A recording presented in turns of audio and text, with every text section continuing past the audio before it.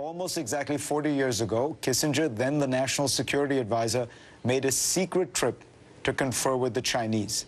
This paved the way for the normalization of relations between communist Beijing and Washington.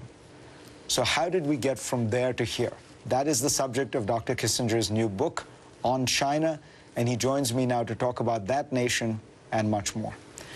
So when you went to China 40 years ago, could you have imagined that this nation that you were helping bring in from peasant backwardness would be the principal competitor to the United States economically, technologically, about to become the most powerful nation economically? It would have been inconceivable. Nobody had any such perception or expectation.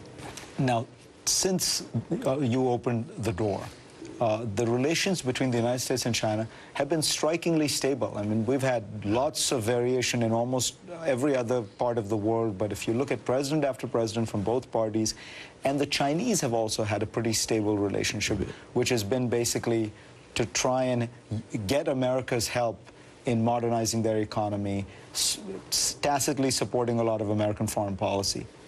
There are lots of people who believe that this is all changing now, that the Chinese have become powerful, that they are now feeling the confidence, particularly in the wake of the financial crisis, and that you're going to see a new chapter in Chinese foreign policy. What do you think?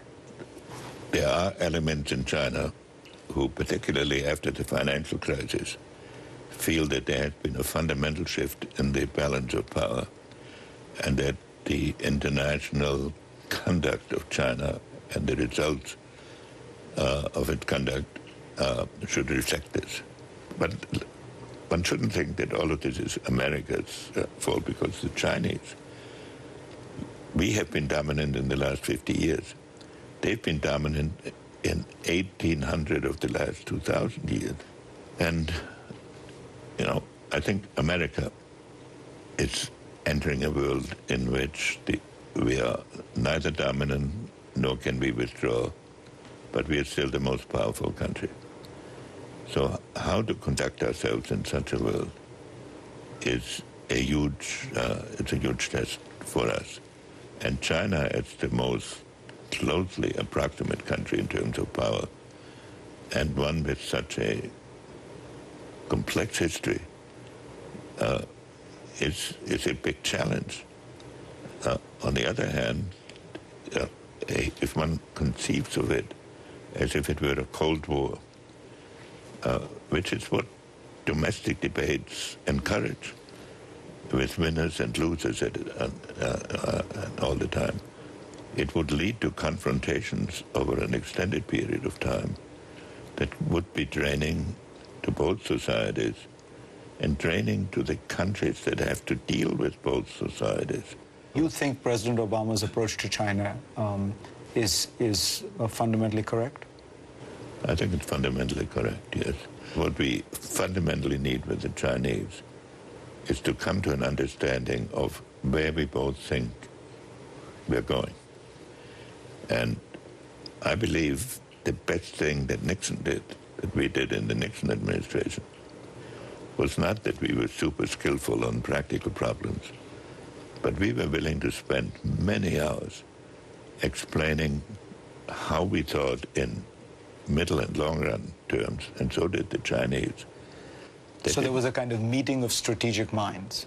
It didn't help us on the day we had the conversation, but then when something came up, you could have some feeling that the other side, when it was reported to them, would have a framework within which to interpret it. This is still not adequately done. People have been trying to get you to criticize China more publicly on human rights for 40 years. Do you feel that not criticizing China on human rights actually allows for more progress, or why are you reluctant? I know that you... No, I'm not reluctant at all. And I insist on affirming my preference for democracy and my rejection of autocratic and dictatorial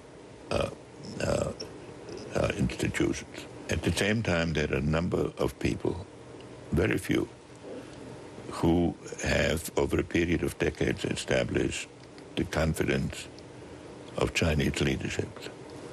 And we think that we are in a better position to bring about the achievement of these objectives by using our influence in such a way that there is no demonstrated victor or loser.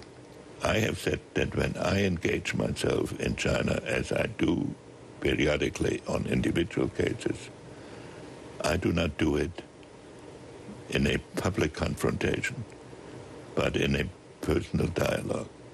But that is really the nature of the disagreement. It is not a disagreement as to the importance of the objective. Okay, final question. There are a number of people who say that Obama's policy, his worldview, is somewhat realist, is realpolitik. The people he admires are George Bush Sr. He's spoken about the Nixon-Kissinger diplomacy. So do you think Obama is Kissingerian, and do you view that as a compliment? My impression of Obama is that he would like to believe that you can sweep the world by the power of ideas, and that the ideas alone will dominate the world, and that you can ignore the equilibrium part of the equation, and that you can do it with rhetoric, and that's what he'd like to believe.